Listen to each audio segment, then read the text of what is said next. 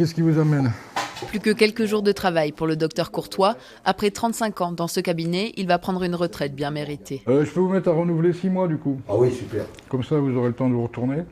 J'espère qu'on va trouver un successeur. Hein. Toujours pas de successeur, et pourtant, le médecin joue un rôle essentiel dans le village.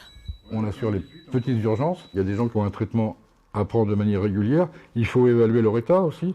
Par exemple, un hypertendu, la tension, elle peut monter ou descendre. Donc il faut quand même le voir assez régulièrement.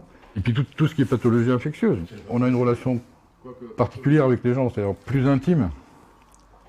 C'est moins impersonnel, si vous voulez, qu'un contact à l'hôpital. Là, vous prenez du 150-12,5, il y a du 150-25. Ça va être la croix et la bannière pour trouver, au mieux sur Albi, c'est quand même 1 heure aller-retour. Donc aujourd'hui, on est très très inquiets.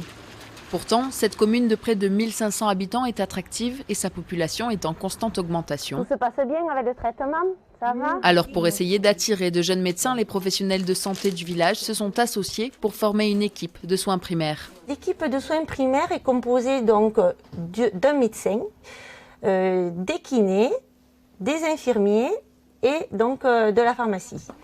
Le but donc est d'avoir des projets en commun pour favoriser la prise en charge aussi de nos patients. Et donc le maillon principal, c'est le médecin.